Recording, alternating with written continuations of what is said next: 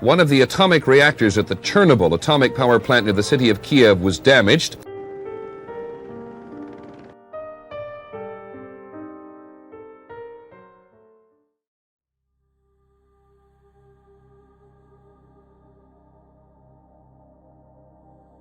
In the spring of 1986, the city of Pripyat stood as a crystalline example of the Soviet Union's technological optimism. Founded in 1970 to serve the VI Lenin nuclear power plant, it was an Atomgrad, a city of the atom, designed to showcase the prosperity that nuclear energy could bring to the socialist state. With a population of nearly 50,000, primarily young professionals and their families, Pripyat was a place of privilege, boasting well-stocked supermarkets, cultural centers, and a sense of safety that bordered on complacency. The residents lived in the shadow of the station, the proximity of which was seen not as a threat, but as a guarantee of warmth, electricity, and employment. The Chernobyl nuclear power plant itself was a titan of Soviet industry, producing approximately 10% of Ukraine's electricity. It consisted of 4 operational RBMK, 1,000 reactors, with 2 more under construction. The RBMK was a unique Soviet design, distinct from the pressurized water reactors common in the West. It was championed by the Soviet scientific establishment, particularly Anatoly Alexandrov, head of the Kurchatov Institute, who famously claimed the RBMK was so safe it could be installed in Red Square. This institutional arrogance, which equated the complexity of nuclear physics with the simplicity of a samovar, created a culture where safety margins were treated as suggestions rather than absolutes. On the night of April 25th to 26, 1986, this veneer of invincibility would be shattered. The events of that night were not merely the result of a singular technical failure or a momentary lapse in judgment. They were the culmination of a decade of hidden design flaws, administrative pressure, and a safety culture that prioritized production quotas over operational caution. This report provides an exhaustive reconstruction of the disaster, dissecting the technical, human, and atmospheric elements that converged to create the worst nuclear accident in history.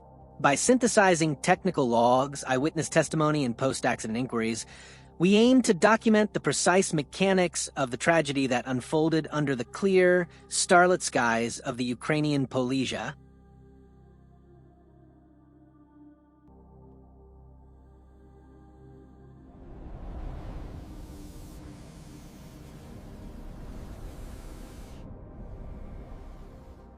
To understand why reactor number 4 exploded, one must first understand what it was.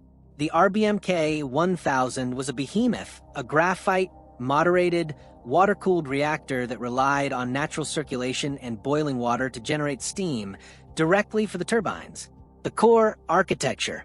Unlike Western reactors that use a massive steel pressure vessel to contain the core, the RBMK core was essentially a giant pile of graphite blocks. The core contained 1,700 tons of graphite blocks, stacked to form a cylinder 7 meters high and 12 meters wide. The graphite served as the moderator, slowing down fast neutrons produced by fission so they could sustain the chain reaction. Penetrating this graphite stack were 1,661 zirconium alloy pressure tubes. Each channel contained 2 fuel assemblies stacked end-to-end, composed of uranium dioxide pellets. Water was pumped into the bottom of the channels, boiling as it rose through the hot fuel. The resulting steam water mixture was separated in massive steam drums, with the steam driven directly to the turbines. This design was economically advantageous for the Soviet Union. It did not require the heavy industry needed to forge massive steel vessels, and it allowed for online refueling, swapping out fuel rods while the reactor was still running, which was crucial for maintaining high-capacity factors and theoretically for producing weapons-grade plutonium, although Chernobyl was used for civilian power. The positive void coefficient. The Achilles heel of the RBMK design was its positive void coefficient of reactivity. In nuclear physics, the void coefficient describes how the reactor's power output changes when voids form in the coolant. In most reactors, water acts as both the coolant and the moderator. If the water boils away, forming voids, moderation is lost, the chain reaction slows, and the reactor shuts itself down. This is a passive safety feature. In the RBMK, the graphite did the moderating. The water acted primarily as a neutron absorber. Therefore, when the water boiled into steam, it became less dense and absorbed fewer neutrons. With fewer neutrons being eaten by the water, more neutrons were available to split uranium atoms. This increased the reactor's power, which generated more heat, which created more steam, which further increased the power. At low power levels, this positive feedback loop made the reactor dangerously unstable.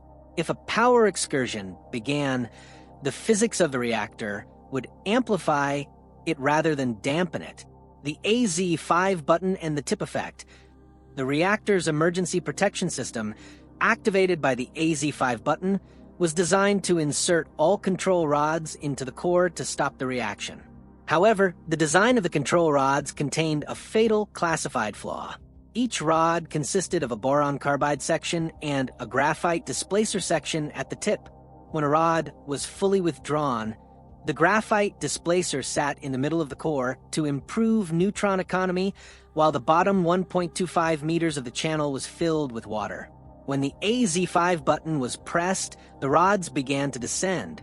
The graphite tip would enter the water-filled section at the bottom of the core first. By displacing the neutron-absorbing water with neutron-moderating graphite, the insertion of the safety rods actually increased the reactivity at the bottom of the core for the first few seconds. This phenomenon, known as the positive scram effect, meant that under specific conditions, the emergency brake acted as a detonator. This critical design information was known to the designers, but was not communicated to the operators in the control room.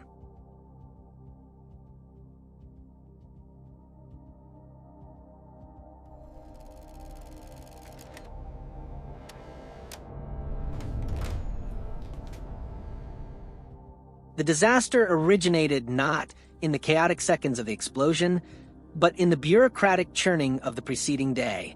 Reactor number 4 was scheduled for a routine maintenance shutdown. Plant management decided to use this opportunity to conduct a special test on the turbo generator.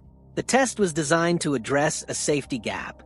In the event of a total power loss, the reactor's emergency diesel generators took 60 to 75 seconds to spool up to full power. During this interval, the main circulating pumps would lose power, potentially causing the core to overheat. The engineers theorized that the rotational inertia of the spinning steam turbine could generate enough electricity to bridge this 60-second gap. Previous attempts to test the system had failed, and pressure was high to certify the solution. 1 o'clock, April 25th, the power reduction began. 14 o'clock, April 25th, the reactor reached 50% power, 1600 megawatt. The test was scheduled to proceed, but the grid controller in Kiev intervened. As the month was ending, factories were rushing to meet production quotas, and the electricity from Chernobyl was essential. The shutdown was ordered to pause. 23 o'clock, April 25th.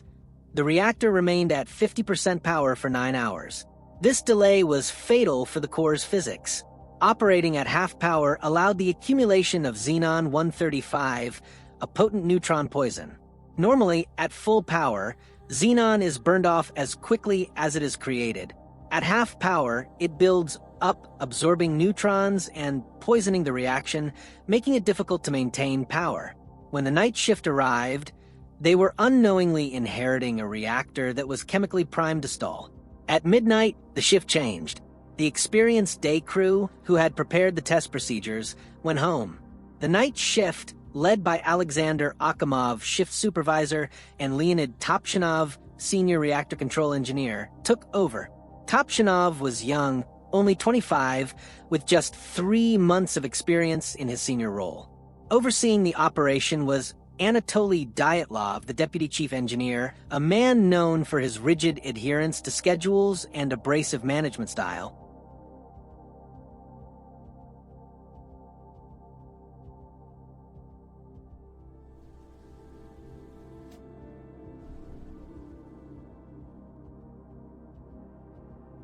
As the clock passed midnight into April 26th, the control room of Unit 4 was quiet, save for the hum of ventilation and the chatter of the operators.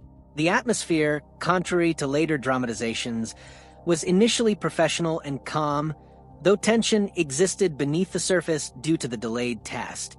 At 0:05, the grid controller finally allowed the shutdown to resume. Akimov and Topchinov began reducing power from 1600 megawatt to the target test level of 700 to 1000 megawatt. At 0:28, Topchinov switched the control system from local to global automatic control. Whether due to a sensor imbalance or the xenon poisoning, the transition failed. The power plummeted precipitously, dropping to near zero, 30 megawatt. The reactor was now in a state of subcriticality. The xenon poisoning was dominant. Standard safety protocols suggested that a reactor in this state should be shut down for 24 hours to allow the xenon to decay. Attempting to revive, it was akin to trying to start a car engine flooded with fuel, except the fuel here was a neutron absorber. Dyatlov, observing the power drop, was reportedly frustrated. According to witness accounts, he pressured the operators to restore power to salvage the test. To overcome the xenon poisoning, Topchinov began withdrawing control rods. He had to pull them out further and further to compensate for the neutron absorption of the xenon. 1 o'clock, the power stabilized at 200 megawatt. This was far below the 700 megawatt required by the test program, but the decision was made to proceed. By 1:22, the reactor was operating in a regime that was strictly forbidden, though the operators likely did not understand the full magnitude of the danger due to the lack of clear instrumentation regarding the void coefficient risk. The computer system printed a log showing that the effective number of control rods in the core had dropped to between 6 and 8. The absolute safety minimum was 15. The reactor was now essentially unbraked. All 8 main circulating pumps were running. At such low power, 200 megawatt, the massive water flow meant the coolant was barely boiling. The water was just below the saturation point. This was a critical setup for the disaster. The water was ready to flash to steam instantly if the pressure dropped or heat increased.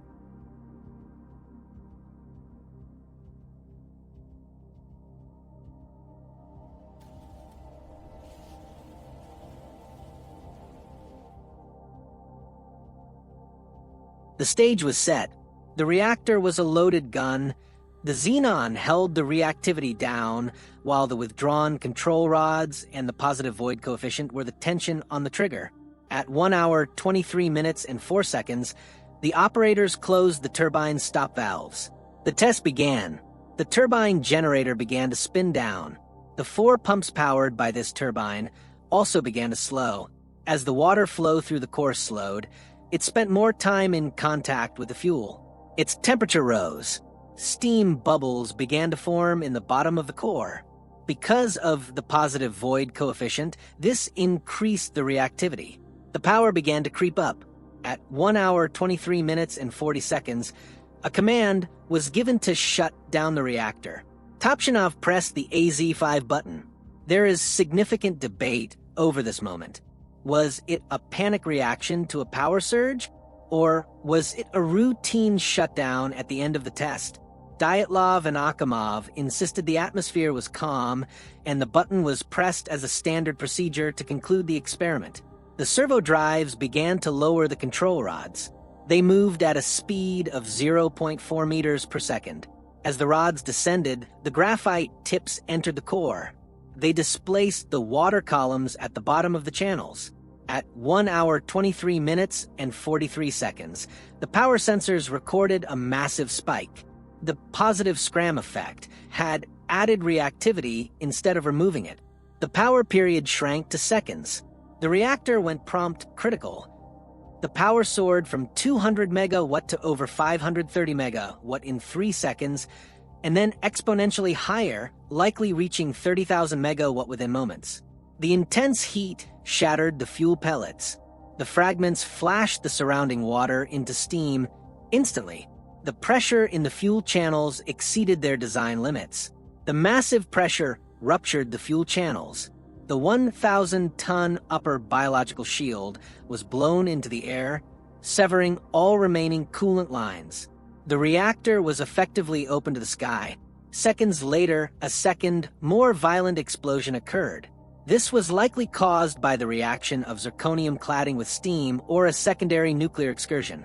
This blast destroyed the reactor building, throwing graphite and fuel onto the roofs of nearby buildings. Witnesses described the sound not just as a bang, but as something more visceral.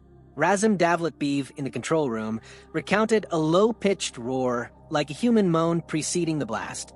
19 Alexander Yevchenko in his office felt the walls buckle and described the sound as like an old building being demolished. The lights failed and the air filled with dust.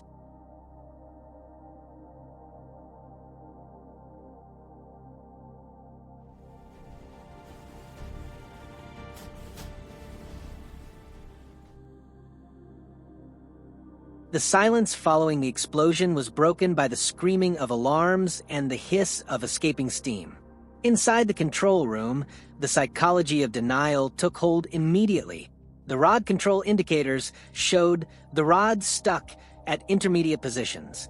The primary loop pressure gauges read 0. To a trained engineer, this meant the reactor vessels were ruptured. However, the human mind often rejects the unprecedented. Dyatlov and Akimov convinced themselves that the reactor was intact and that the explosion had occurred in the emergency water tank or the control system tank. Believing the core was intact but overheating, Dyatlov ordered the operators to feed water to the reactor. This was a tragic error. Since the pipes were severed, the water simply flooded the basement levels, carrying radioactive debris with it, while the core burned dry. In a desperate bid to lower the stuck rods, Dyatlov ordered 2 trainee engineers, Viktor Proskuryakov and Alexander Kudryavtsev, to go to the reactor hall and lower the rods manually. The 2 young men moved through corridors filled with smoke and rubble. They encountered the metallic taste of ozone and highly ionized air. When they reached the gallery overlooking the reactor hall, they saw the impossible. The Elena plate was tilted at a chaotic angle. The reactor pit was a gaping hole spewing a red and blue fire, the blue likely being the ionization of the air or the Cherenkov effect. Standing directly exposed to the open core, they received fatal doses of radiation within seconds. Their skin began to darken almost immediately, the nuclear tan caused by radiation burns. They returned to the control room to report that the reactor was gone. Dyatlov refused to believe them, suggesting they had seen something else. Both men would die in agony in Moscow. Valery Perevodchenko, the reactor section foreman, is often the subject of the jumping caps myth. While the story of him seeing the caps bounce is disputed by forensic timelines, his bravery is not. He searched the ruined building for his colleague Valery Kodomchuk, who had been in the main circulation pump room. Perevodchenko peered into the destroyed reactor hall, receiving a massive dose. He never found Kodomchuk, who became the first victim entombed in the sarcophagus.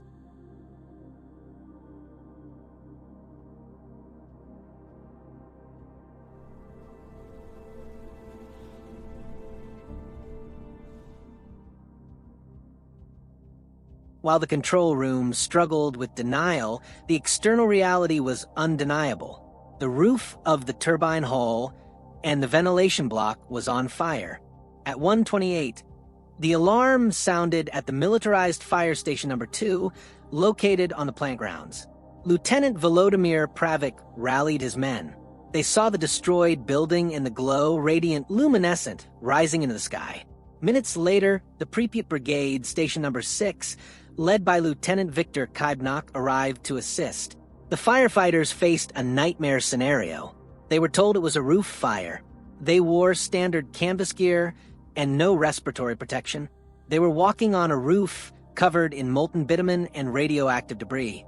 The roof was littered with black blocks and chunks of graphite ejected from the core. Unaware of what these were, firefighters picked them up or kicked them aside. One firefighter famously commented, "It's hot," referring to the thermal heat, oblivious to the lethal gamma and neutron radiation radiating from the blocks. The bitumen roof covering had melted from the heat of the burning core chunks. It stuck to their boots, making movement difficult. They inhaled the radioactive smoke, which carried hot particles of fuel and fission products deep into their lungs. Pravik and Kaibnak led their squads to the most dangerous position, the roof of the ventilation block and the roof of Unit 3, to prevent the fire from spreading to the adjacent operating reactor. They worked in radiation fields of thousands of Roentgens per hour. Within 30 to 60 minutes, the nuclear vomiting began. The radiation destroyed the lining of their gastrointestinal tracts. Men collapsed, their strength sapped instantly. Witnesses described Kaibnak's squad descending the ladders, falling down, throwing up, their faces discolored with the blue/brown flush of severe radiation burns. Lyudmila Ignatenko, wife of firefighter Vasily Ignatenko, described the scene from her window in the dormitory. She saw the flames and the radiant sky. Later, at the hospital, she would find her husband unrecognizable, his body swollen and discolored, as the radiation began its slow, horrific destruction of his cellular structure. By 6:35, the fires were largely extinguished thanks to the sacrifice of these men. 28 of them would die of acute radiation syndrome in the coming months.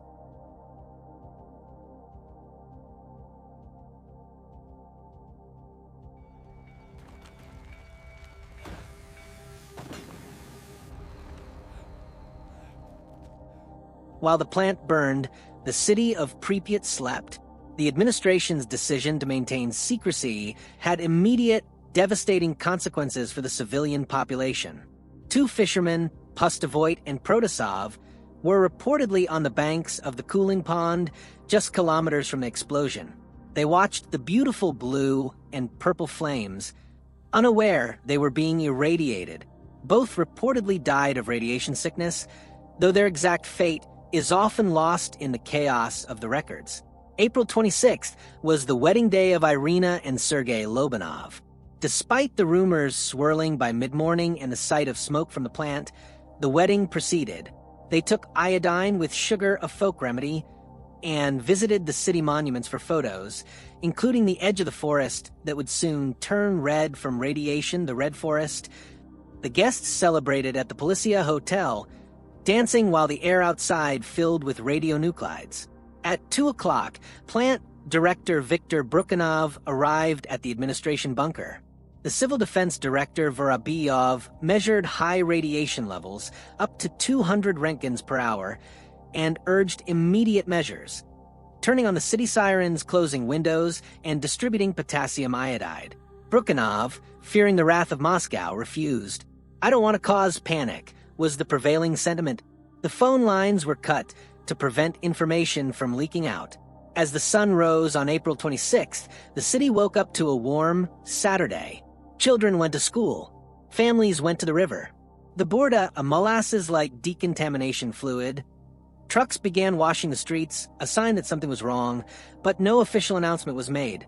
It was not until Sweden detected the radiation cloud days later that the Soviet Union was forced to admit the scale of the disaster to the world.